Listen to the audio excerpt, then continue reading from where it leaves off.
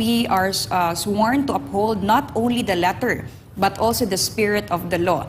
This includes ensuring that our actions, even when following orders, do not infringe on the rights and dignity of those we serve. We must also ensure that our integrity remains intact, as it is the cornerstone of the public's trust in us. Partner Margo.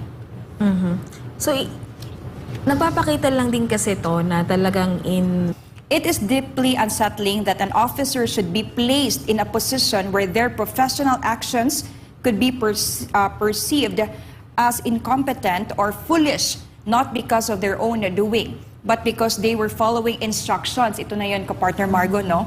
That were misguided or unlawful. This situation has led to unnecessary embarrassment for the officers involved and has unfortunately cast a shadow over the respect and trust that the public should have in the police force. Okay. Meron pa dito, hindi rin daw nila maintindihan why they are allowed to wear yung mga pulis doon na hindi naman pulis pero pinagsusuot ng police uniform. So sila, admittedly, in their part, na talagang may nangyayaring hindi maganda o mga paglabag itong Philippine National Police. At ito, nasa letter na yung pagsasagawa ng mga drilling activities sa loob ng KOJC compound, which is a clear violation ng Article 179 of the Revised Penal Code. Yan, siguro no, I just want to imagine, no, sa akin lang, yung mga nandyan na mga kapulisan, no, pag andyan si Torre, nangaharas na naman siya, nagpapasikat na naman siya dyan, nanggugulo na naman siya.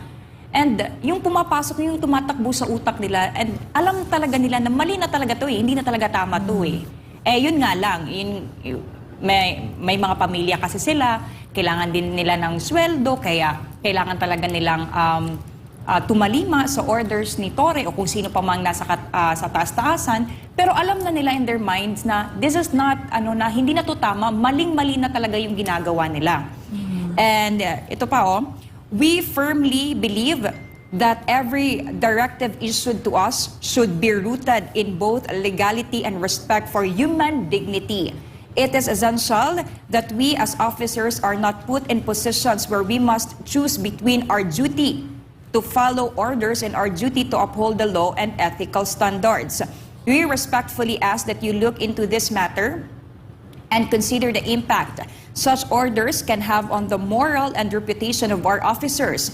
It is our hope that under your leadership, steps will be taken to ensure that all orders are clear, lawful, and respectful of the rights and dignities of all individuals. Ito, yung last niya na nila sinabi, no?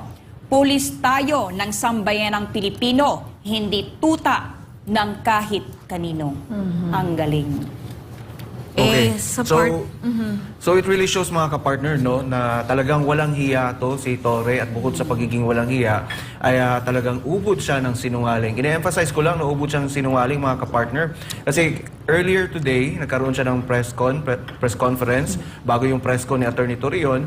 Isa po sa mga sinasabi niya doon na lahat ng kanilang ginagawa ngayon was yung na-search operation, lahat ng kanilang ginawang search operation is not according to their according sa kanilang gustong mangyari.